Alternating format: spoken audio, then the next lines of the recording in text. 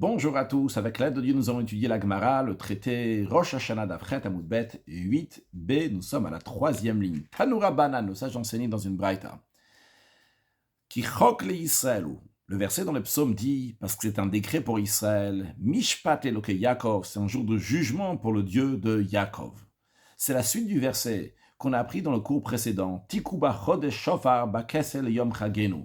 Sonner du chauffard lors du renouvellement de la lune, lorsque la lune est couverte, au jour de notre fête. Et dans la suite, le verset suivant, ils disent, qu'on vient de voir maintenant, qui chok le Israël, ou c'est un décret pour Israël, un jugement pour le Dieu de Yaakov. Mais Lamed, la Braïta nous dit, cela nous enseigne, She'en bedin shel mala nichnasim ledin, que le tribunal céleste n'entre pas en jugement. Elle a imken kitchu bedin shel matat chodesh, uniquement une fois que le tribunal terrestre ici-bas à sanctifier le nouveau mois. C'est-à-dire, le fait qu'il y a écrit au début qu'il chok le Israël, ou que c'est un décret pour Israël, c'est-à-dire que c'est Israël, c'est le tribunal qui est ici, qui va décider quand est-ce que c'est le nouveau mois. En effet, le tribunal recevait les témoins qui ont vu la nouvelle lune et fixait le nouveau mois. Et une fois qu'ils ont fixé le nouveau mois, eh bien à ce moment-là, le tribunal céleste peut dire « Ah, maintenant c'est le nouveau mois, maintenant le premier jour du mois de Tishri, maintenant c'est le moment du jugement. » Rashi, c'est sur la deuxième ligne de la colonne de gauche. Elle a Imken Kitchu Achodesh uniquement sur le tribunal ici-bas, on sanctifiait le mois. Ve'achi Kamar. Donc, d'après ça, l'explication du verset qui chok li Yisrael ou Mishpat le Yaakov, l'interprétation est comme ça. Im kavu Yisrael et chok achodesh. Que si le peuple juif a fixé le décret du mois, c'est-à-dire la date du nouveau mois, à ce moment-là, la suite du verset, Yem Mishpat, il y aura la justice, la Kadosh Baruch Hu, Dieu. Donc, Yem Mishpat le Yaakov, le jugement du Dieu de Yaakov. Tanya Idach, la Gemara mentionne une autre braïta qui mentionne ce verset-là avec une autre interprétation, qui chok le Israël. Il y a écrit, c'est un décret pour Israël. Ce verset-là, En Yelal Israël, il vient seulement nous dire que c'est un décret pour le peuple juif, c'est-à-dire c'est un jugement le jour de Rosh Hashanah pour le peuple juif. Le d'où on sait que le jour de Rosh Hashanah, c'est aussi un jour de jugement pour toutes les nations du monde, pour toutes les créatures, pas seulement pour le peuple juif. Talmud Lomar, c'est pour ça qu'il y a la suite du verset qui parle pas seulement Chok l'Israël, que c'est un décret, c'est un jugement pour le peuple juif, mais il dit Mishpat Eloke Yaakov, c'est le jugement pour le Dieu de Yaakov, que le Dieu de Yaakov va juger. On ne dit pas ici qui il va juger, c'est-à-dire qu'il va juger tout le monde, en plus de qui chok l'Israël, en plus du jugement qu'il va y avoir pour le peuple juif. Il y a aussi un jugement du Dieu de Yaakov qui n'est pas spécialement lié avec le peuple juif, qui est pour toutes les nations du monde. Ah, dans ces cas-là, si tout le monde est jugé, pourquoi on a besoin de souligner que le peuple juif, il est jugé, chok Israël? On n'avait qu'à dire tout simplement qu'il y a le jugement du Dieu de Yaakov, qui inclut toutes les nations du monde, toutes les créatures, et aussi le peuple juif.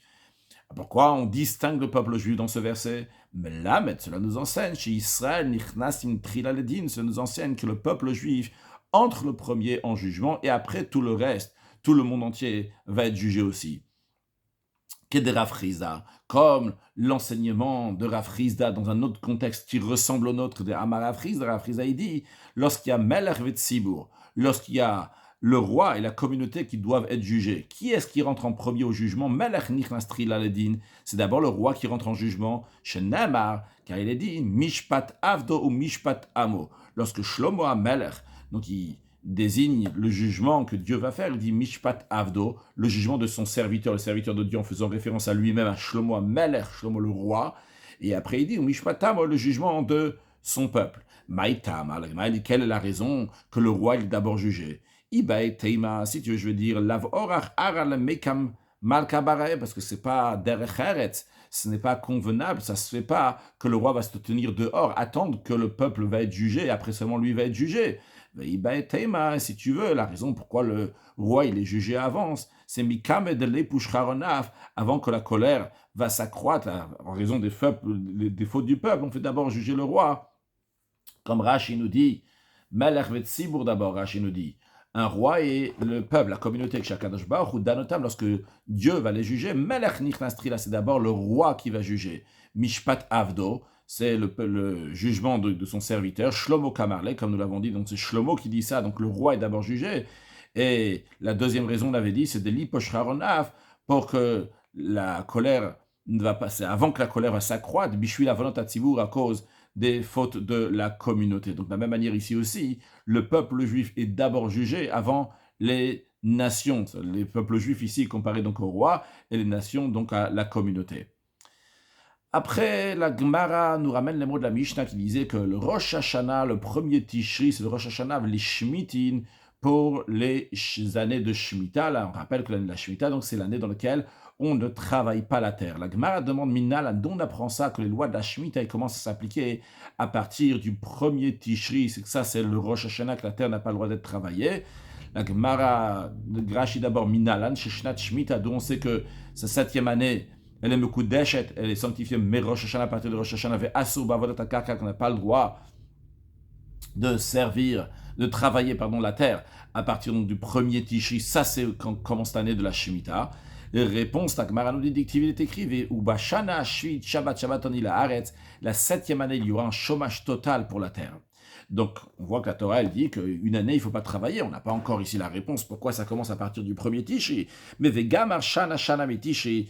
Mais par un raisonnement, par analogie, on apprend le mot Shana qui est dit ailleurs et qui parle du mois de Tishri. Il est écrit par ailleurs, on l'avait déjà appris avant, ce verset-là, qui dit Mereshit Shana depuis le début de l'année. Et quand on dit le début de l'année, dans ce verset Mereshit Shana, ça fait référence donc au premier Tishri, donc de la même manière que dans le verset Mereshit Shana, Shana l'année, ça commence à partir du premier Tishri. De la même manière quand on parle d'Ubashana Shvit pour l'année de la Shemitah, la 7e année, ça commence à partir du premier Tishri. La Gemara dit bien, je suis d'accord avec ce Xerashava, ce raisonnement par analogie, mais dans ces cas-là, si tu apprends ça par un raisonnement par analogie, qu'Ubashana Shvit, la 7e année, elle commence au premier Tishri, parce qu'ailleurs il y a écrit le mot Shana, dans ces cas-là, tu peux apprendre d'un autre verset.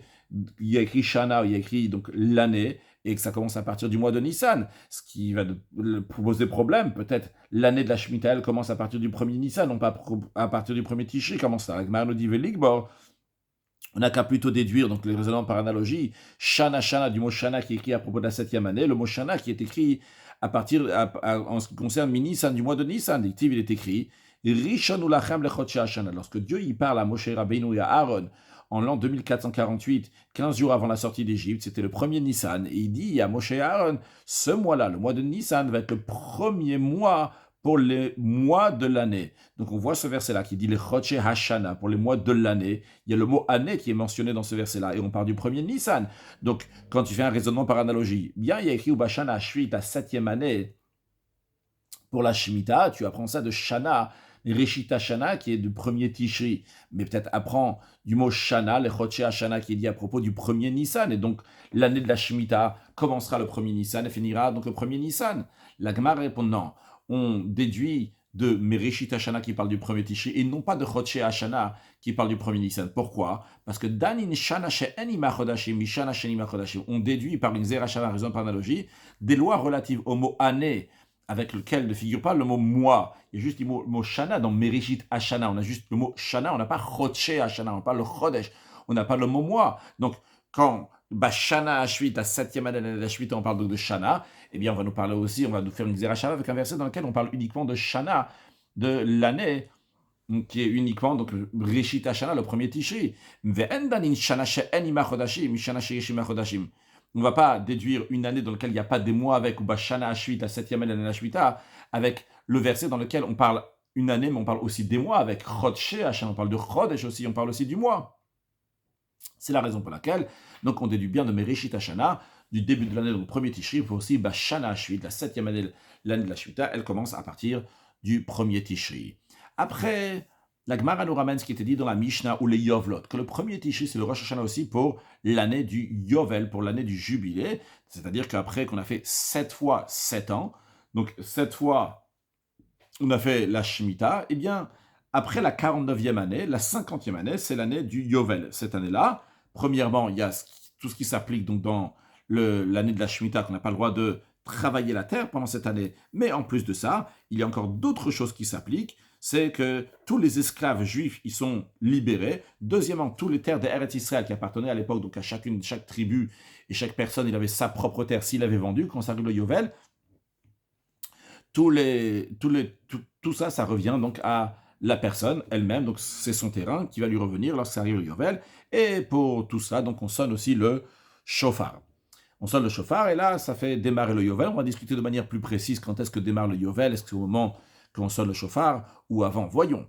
La Gemara demande Yovlot be'echad betishiu. Est-ce que le Yovel, le jubilé, commence le premier jour du mois de Tishri? Yovlot basara betishiu. Le Yovel, les jubilés commencent le 10e jour du mois de Tishri, le jour de Kippour, non pas le premier Tishri, le jour de Rosh Hashanah. Pourquoi la Mishnah, elle dit que le premier Tishri, c'est le jour de Rosh Hashanah, le début de l'année, pour le Yovel, le jubilé? D'où on sait que c'est le 10e jour. Il y a écrit Beyom Kippourim Taviru Shofar. Il y a écrit le jour de Kippour, vous allez sonner du chauffard dans votre terre. Et après, dans la suite, il y a écrit vous allez sanctifier cette année et vous allez appeler à la liberté pour tous les serviteurs, etc. Mais ça commence donc le jour de Kippour, non pas. Donc il y a le jour de Kippour qui est le 10e jour du mois de Tishri, non pas le premier jour du mois de Tishri. La Gemara répond Hamani. Cette Mishnah, elle va d'après l'opinion de quel Tana quand cette Mishnah nous dit que ça commence le premier Tishri, le Yovel? C'est Rabbi Ishmael, Beno chez Rabbi Yochanan ben Brokaï, c'est l'opinion de Rabbi Ishmael, le fils de Rabbi Yochanan ben Broka, de Tanya. En effet, ça a été enseigné dans une braïta avec Idash Tameshnat Hamishim Shana. On va voir l'opinion de Rabbi Ishmael, le fils de Rabbi Yochanan ben Broka. Tout d'abord, la braïta ramène le verset vous allez sanctifier la 50e année. Et la braïta questionne Ma Talmud Lomar, pourquoi le verset il a besoin de nous enseigner vous allez sanctifier la 50e année. Ça y est, on le sait déjà, comme Rashi nous dit, il nous explique la question, vous allez sanctifier la 50e année. Ma Talmud Lomar, pourquoi le verset nous le dit? Mais vu qu'il a dit 7 Shabbatot d'année, 7 fois 7 ans, 49 ans, et on nous dit qu'après ce 49 ans, tu vas sonner le chauffard le 7e mois, donc le mois de Tishri, de la 50e année. Yodéani, je sais déjà, donc c'est la 50e année. Qu'est-ce qu'on a besoin de nous dire, vous allez sanctifier la 50e année? La réponse, elle est, vu qu'il est dit, Beyom Kippourim, il y a écrit que vous allez sonner le chauffard le jour de Kippour, le 10e jour du mois de Tishri. Alors, Yachol, t'aurais pu penser que l'Omit Kadesh et Yom Kippour, t'aurais pu penser que l'année du jubilé, la 50e année, elle devient sainte uniquement à partir du jour de Kippour, du 10e jour de l'année, et non pas du premier jour. C'est la raison pour laquelle Talmud Lomar, le verset dit, la Torah, elle dit, vous allez sanctifier la 50e année pour Melam et nous enseigner, Shemit Kadesh et Veholechet Mitrilata, que l'année, elle devient sanctifiée depuis le début, depuis le premier Tishri, non pas le 10e jour du mois de Tishri. Vrai que tu sonnes le chauffard le 10e jour du mois de Tishri, mais justement, ne te trompe pas. Sache que toute la 50e année, depuis le premier jour de la 50e année, depuis le premier Tishri, l'année déjà, elle devient sanctifiée. Bien qu'on va sonner le chauffard seulement, le 10e jour du mois de Tishri. Dans ces cas-là, le Yovel, il commence le premier Tishri ou bien le 10e jour du mois de Tishri? Eh bien, Mikan, Amar Rabbi Ishmael, ben Rabbi Yochanan ben Broka. De là a déduit Rabbi Ishmael, le fils de Rabbi Yochanan ben Broka, que Merosh Hashanah Yom Kippourim, que depuis le début de l'année, premier Tishri, jusqu'à le jour de Kippour, le 10e jour du mois de Tishri, Lo Hayu Avadim Niftarin le Batem, les esclaves juifs n'étaient pas encore libres pour retourner chez eux à la maison. Mais d'un autre côté, Velomishtab Ladonem, d'un autre côté, ils n'étaient pas soumis, asservis à leur maître. Seulement quoi? Et là, ochlim veshotim, ils mangent, ils boivent, ou smechin, et ils se réjouissent, vatotem berachem, ils peuvent même mettre une couronne sur la tête s'ils veulent, comme Rashi nous dit, l'oniftarim le baptême. Ils repartaient pas chez eux à la maison, parce que c'est pas encore le moment. Pourquoi c'est pas encore le moment? Dictive, il est écrit dans le verset Tavir ou Shofar, que la 50e année, vous allez sonner le chauffard, vehadar, et seulement après, il y a écrit ou kratem de ror, vous allez proclamer la liberté pour les serviteurs. Donc d'abord, il faut sonner le chauffard, donc c'est le jour de Kippour. Donc ils ne repartent pas chez eux à la maison le premier Tishri, ils doivent attendre le jour de Kippour. D'un autre côté, velomish tabdin, ils ne vont pas aussi être asservis à leur maître. Pourquoi? Parce qu'il y a écrit que vous allez sanctifier la 50e année, donc ça commence depuis le premier Tishri. Donc c'est une période qui est entre les deux. La sainteté, elle a déjà commencé, le serviteur ne travaille plus, mais il ne repart pas encore chez lui. Vatotem berachem, il mange, il boit, il peut mettre la couronne sur sa tête. Imratza la soum ataraberosho, s'il a voulu mettre une couronne sur sa tête, les harot chez Yetzechovshi pour montrer, donc il est sorti en liberté, il peut le faire. Continuons l'enseignement de Rabbi Ishmael, fils de Rabbi Yochanan Broka. Il dit que Keivan chez Yom Kippourim, une fois que ça arrive le jour de Kippour, à ce moment-là, Takou Bedin Bashofar, le tribunal est sonné du chauffard. Nivteura Badim Batem, les esclaves devenaient libres de retourner vers leur maison. Mais ça, de Balem, et les champs retournaient à leur propriétaire.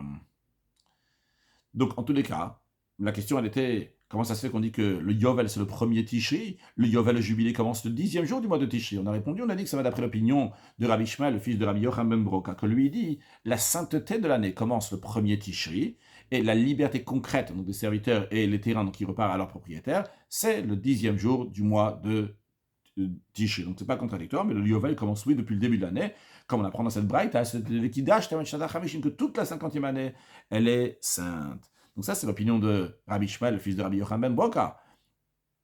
Mais Vera Banan, les sages. Les sages, qu'est-ce qu'eux, ils vont faire de ce verset Vekidash Tamet Shatach Hamishim? Les sages, ils ne sont pas d'accord avec Rabbi Ishmael, le fils de Rabbi Yochanan ben Broka. Les sages disent que le Yovel commence le 10e jour de l'année, le 10e jour du mois de Tishri.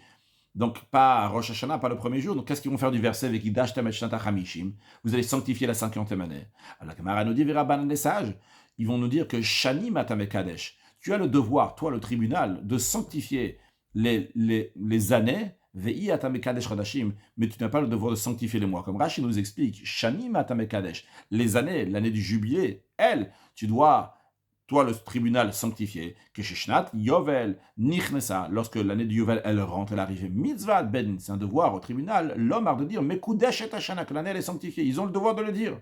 En revanche, d'après les sages, quand on te dit Shnat HaChamishim, ça avec Kidashtem, ça tu dois sanctifier. Sur ça, le tribunal doit dire Mekudesh et l'année, elle est sanctifiée. Ça vient exclure autre chose qu'il n'y a pas besoin d'être sanctifié. C'est quoi l'autre chose? C'est les mois. Rachid a une version qui est un peu différente de la Gemara, mais c'est la même chose, le même principe. Tu ne sanctifies aucun mois. Qui Rabbi Elazar et Rabbi Shimon, comme l'opinion de Rabbi Elazar et Rabbi Shimon, de Amar les Kamal Perishini qu'on apprendra plus tard dans le deuxième chapitre, Bezrat Hashem, dans le deuxième chapitre de Rosh Hashanah, qui dit que Ben Shenire Bismano, que ce soit que la lune a été vue en son temps, c'est-à-dire dans le jour qui est entre dans la nuit qui est entre le 29 et le 30e jour du mois, les témoins ont vu la nouvelle lune, Ben Shelonira Bismano, ou bien que ce soit que la lune n'a pas été vue dans la nuit qui est entre le 29e jour et le 30e jour du mois. Quoi qu'il arrive, quoi qu'il arrive, le tribunal n'a pas besoin de sanctifier le mois. Et lui, donc, il déduit sa raison d'ici, justement, puisqu'il y a écrit que la 50e année, vous les allez sanctifier. Et elle, il y a besoin de sanctifier donc l'année, mais non pas le mois. Le tribunal n'a pas besoin de dire que le mois, il est mekoudash, il est sanctifié. C'est-à-dire, il peut y avoir un mois de 29 jours. Et les témoins, ils ont vu la lune entre le 29 et dans la nuit entre le 29 et le 30. Et le tribunal va dire le lendemain, le 30e jour, qu'on n'est plus le 30e jour du mois précédent, mais on est le premier jour du mois à venir.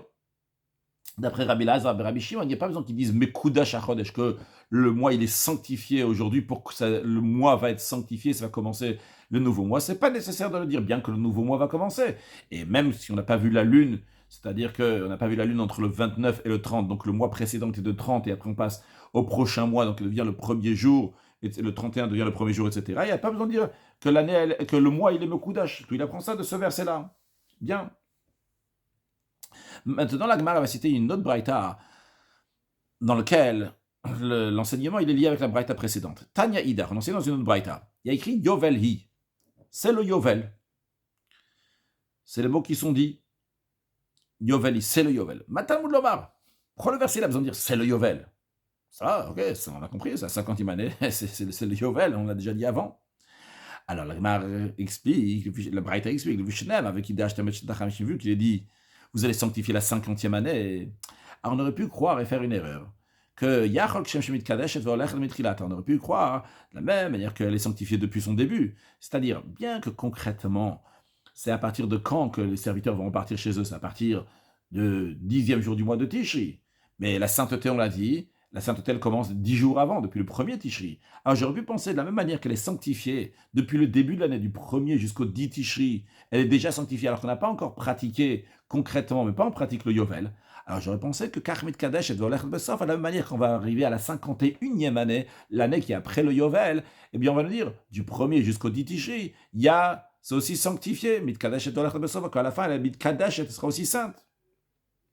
Rashi, les filles, Shenem avec Idash Tamet Shnat HaChamish, j'ai vu qu'il est dit, vous allez sanctifier la 50e année. Et il y a le fin adminé qu'on a déduit de là dans la Braïta juste avant, que Shemit Kadesh et Mitrilata, que depuis le début de l'année, la 50e année, elle devient sainte, du 1er jusqu'au 10 Tish, elle est déjà sainte, bien qu'on ne pratique pas encore le Yovel. Alors j'aurais pu penser, Rashi nous dit, Yachol Kach Mit Kadesh et Besofa aussi, qu'elle va être sainte donc à la fin, Achar Rosh Hashanah, après le Rosh Hashanah, Vetim Shachad Yom Kippurim, et que ça va continuer jusqu'au jour de Kippour. Donc l'année dans la 50e année. Et la Braïta nous dit Ve'al titma. Donc, alors, je conclue tout de suite pour que ce soit plus facile. La suite, donc c'est pour ça qu'on nous dit Yoveli, on nous dit c'est le Yovel. Cette année-là, elle est Yovel. Uniquement depuis le premier Tishi jusqu'au premier Tishi de la 50e année, c'est le Yovel. Mais quand ça arrive à la 51e année, c'est plus le Yovel. Ah, et tu pourrais me dire, tiens, c'est étonnant, pourquoi on a besoin de nous dire que l'année suivante, la 51e année, elle va pas avoir la Gdusha, la sainteté du Yovel? Sur ça, la Braïta dit, Ve'al titma, ne t'étonne pas sur cette suggestion de dire que l'année du Yovel, la 50e année, elle va continuer sa Gdusha, sa sainteté dans la 50e année. Pourquoi? Sharemosifin mechol al kodesh. Car on a un principe d'ailleurs aussi, on retrouve qu'on rajoute du profane au sacré, comme Rashi nous dit, Ve'al titma, ne t'étonne pas, si on va garder le Yovel, même l'année suivante, la 51e année, parce qu'on rajoute du profane sur le 5, et d'Amrin Alikman Bishmatin, qu'on va apprendre plus loin dans le prochain cours, dans la tête de notre Sougia, on va apprendre donc le fait d'où on apprend qu'on doit toujours rajouter du profane sur le sein. C'est qu'on prend du profane et on le change en sainteté. Ah, c'est pour cela que Talmud Lomar, le verset, il dit Yovel hi shnat hamishim. C'est cette année, le Yovel, la 50e année. Rashi nous dit Talmud Lomar Yovel. Talmud Lomar Yoveli. Le verset nous dit Yovel, c'est le Yovel. Mi Utaï, c'est une exclusion pour dire cette année, elle est Yovel, mais pas la 51e année. La Braïta nous dit la 50e année uniquement, mais vous la sanctifier. Mais tu ne dois pas sanctifier la 51e année en tant que Yovel. Maintenant, cette Braïta, elle peut être bien expliquée et compréhensible d'après l'opinion de Rabbi Ishmael, le fils de Rabbi Yochanan Broka, que lui nous a dit que l'année elle est sanctifiée depuis le premier jour de la 50e année, du premier Tishri jusqu'au 10 Tishri, bien qu'on ne pratique pas encore le Yovel jusqu'au 10 Tishri. Mais on l'avait dit que d'après les Rabbanan, le Yovel il commence, d'après les sages, d'après les autres opinions, le Yovel commence à partir du 10 Tishri. Donc eux, pourquoi ils ont besoin du verset Yoveli, que cette année-là c'est le Yovel? Rabbi Ishmael, le fils de Rabbi Yochanan Broka, il en a besoin, parce que s'il n'y avait pas écrit Yoveli, cette année le Yovel, j'aurais dit bon, de la même manière que du 1er au 10 Tishri, il y avait déjà la sainteté du Yovel, dans la 50e année, de la même manière aussi, du 1er au 10 Tishri de la 51e année, il y aura la sainteté du Yovel. Mais d'après les sages, que de toutes les façons, il n'y a pas de sainteté du 1er au 10 Tishri de la 50e année. Pourquoi il y a besoin de me dire Yovel-hi, que cette année-là, c'est du Yovel? C'est sûr qu'il ne va pas y avoir un rajout de sainteté dans l'année suivante, parce qu'il n'y en a pas eu dans la 50e année, il n'y a pas eu non plus de rajout de sanctification. Alors, la Gemara nous dit Vera Banan, et les sages, qu'est-ce qu'ils vont faire donc de ce verset qui dit Yovel-hi, que cette année c'est le Yovel? Les sages vont nous dire, le message que la Torah veut te dire ici, c'est Shnat Hamishim Atamone. Tu dois compter l'année du Yovel comme étant la 50e année du cycle précédent. Ve'i Atamone Shnat Hamishim Ve'achat. Mais tu ne comptes pas la 51e année. La Poukebe de Rabbi Yehuda, je vais expliquer dans un instant, pour excuse Rabbi Yehuda dit, de Amak Rabbi Yehuda dit, Shnat Hamishim Ole Lekan Olekan, que la 50e année, elle monte, elle est comptée aussi bien pour ce cycle-là et aussi bien pour l'autre cycle. Kamash Molan de Los, on vient nous informer que ce n'est pas comme ça. C'est-à-dire, d'après Rabbi Yehuda, qu'on arrive à la 50e année, on a passé déjà 49 ans, on a fait 7 fois 7, on arrive à la 50e année. D'après Rabbi Yehuda, cette 50e année, elle est 50e par rapport au 49, c'est-à-dire par rapport au cycle précédent, mais elle est aussi première, cette 50e est aussi première par rapport aux 7 années et 49 années donc qui vont suivre. C'est-à-dire la 50e année, elle est olé les cannes, elle est comptée d'un côté et d'un autre côté. Elle est d'un côté les 50e année pour l'année précédente et d'un autre pour le cycle précédent de 49 ans et d'un autre côté, c'est la première année pour les 50 ans aussi à venir. Et c'est pour ça que la Chachamim nous disent non, Yovel hi. Cette année-là, elle est que Yovel. Elle n'a rien d'autre. Elle ne fait pas partie du cycle. Comme Rashi nous explique, Vera Banan et les sages, de lo yalfem et vekidashtem, qui ne disent pas du mot vekidashtem shetit kadesh mitrilata. Ça va devenir saint depuis le début. Les sages, eux, ils disent pas que vekidashtem et tanachamishim, ça veut dire que depuis le premier Tishri jusqu'au 10 Tishri, c'est déjà l'année les saintes. Non, eux, la pratique du Yovel commence le 10 Tishri, mais ça commence pas donc 10 jours avant, comme l'opinion de Rabbi Ishmael, fils de Rabbi Yochanan Broka. Donc, d'après eux, Veloïd Sterichi, limité Sofa, on n'a pas besoin du verset suivant qui dit Yovel hi, que cette année les Yovel, pas une autre, et pas le début de la 51e année. Ils n'ont pas besoin de le dire, vu que de toute façon, la 50e année aussi, au début, elle n'était pas sainte. Alors, qu'est-ce qu'ils vont en faire du Yovel-hi? Darshele, ils interprètent ça, Hari, de telle manière. Shnata Chamishim Atamone, la 50e année, tu comptes. Ve'i Atamone Shnata Yovel, Shnat Chamishim, et tu comptes pas, donc l'année du Yovel, en tant que 50e année, les Sof Yovel chez Avar, aussi bien donc pour le Yovel qui est passé donc pour le cycle précédent, et en même temps Ve'achat, et tu comptes en même temps une année, les Minyan Yovel là-bas, pour compter le Yovel qui est à venir. Donc pour les 49 ans à venir, tu comptes à nouveau maintenant cette 50e année en tant que première année du cycle suivant. Non, comment tu fais VI atamone shnata yovel là-bas, et comment tu comptes littéralement VI atamone, tu ne comptes pas l'année du Yovel suivant, et la Mishnah Shel Achar Yovel, de la 51e année de l'année, qui est après le Yovel, comme ça les Rabbanan disent. Pourquoi les Rabbanan ils ont besoin de dire ça? Parce que la Pokémé de Rabbi Yehuda, c'est pour exclure l'opinion de Rabbi Yehuda, de Amar Masachet Nedarim, qui dit dans le traité Nedarim, que Shnat Chamishim, que la 50e année, Ole les cannes, elle est comptée aussi bien pour le cycle précédent, aussi bien pour le cycle suivant. C'est-à-dire, Rachid traduit Shnat Yovel, c'est aussi bien donc l'année du Yovel, la 50e année pour le cycle précédent, et en même temps, Veshana Rishon, la Shemitah Abba, c'est la première année pour la Shemitah, pour les 7 ans qui vont venir. Les rabbins disent non, Yovel-hi, le verset Yovel-hi vient apprendre que c'est uniquement cette année-là qui est Yovel, et non pas l'année suivante. Conclure avec une halakha, c'est un commandement positif au tribunal, au grand tribunal, de sanctifier la 50e année, c'est-à-dire de dire au début de l'année que l'année Mekudeshet Hashana, l'année elle est Mekudeshet, elle est sanctifiée. Conclure avec un mot de Chassidut. On a commencé avec le verset Tiku Bachodesh Shofar, sonné dans le mois de Tishri, au début du mois, Rosh Chodesh, renouvellement de la lune, du Shofar, Bakes El Yom Chagenu, qu'on avait appris dans le cours précédent, et après dans ce cours-là, on avait continué le verset qui croque les Israël, car c'est un décret pour le peuple juif, Mishpat Eloke Yaakov, un jugement pour le Dieu de Yaakov. Alors, a priori, il faudrait comprendre pourquoi il y a écrit Tiku Bachodesh. Sans dire c'est quel, on ne dit pas, on ne va pas parler de ça, pourquoi c'est pas quel mois, mais en tout cas, il y a une autre question. Donc pourquoi il y a écrit Tiku Bachodesh, pourquoi il n'y a pas écrit Tiku Bachodesh Bashofar? Il y a écrit Tiku Bachodesh, ce n'est dans le mois Shofar du Shofar. Et Tiku Bachodesh Bashofar dans le Shofar. Alors l'explication dans le sens profond, il est que quand on parle de Chodesh, Chodesh c'est du langage de renouvellement. Et le verset, il nous parle de Tiku. Tiku de sonner le Shofar qui représente le Kabbalatol, recevoir le joug de Dieu.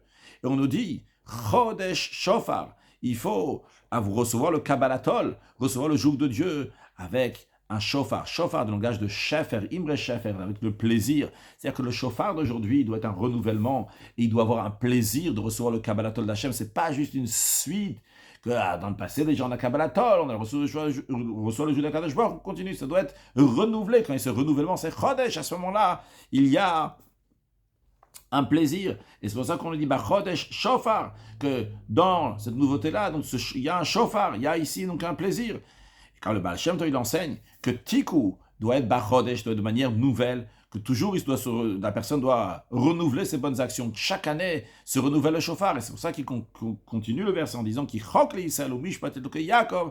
Parce que si, Chaz Shalom, le travail du juif, il n'est pas fait donc avec un renouvellement, mais s'il est chok le Yisraël, c'est juste un chok, c'est toujours comme ça la même chose, eh bien à ce moment-là, Mishpat le Loke Yaakov, à ce moment-là, il faudra donner un jugement. Comment ça se fait que tu as fait la mitzvah comme un chok, comme quelque chose qui est habituel, tu ne l'as pas fait en tant que chodesh, en tant que quelque chose qui est nouveau, et avoir donc un shofar, avoir un plaisir qui est dans cela. Alors il faut avoir un plaisir, mettre une vitalité dans l'étude de la Torah, dans l'accomplissement des mitzvot, pour accueillir Mashiach très prochainement. Une excellente journée.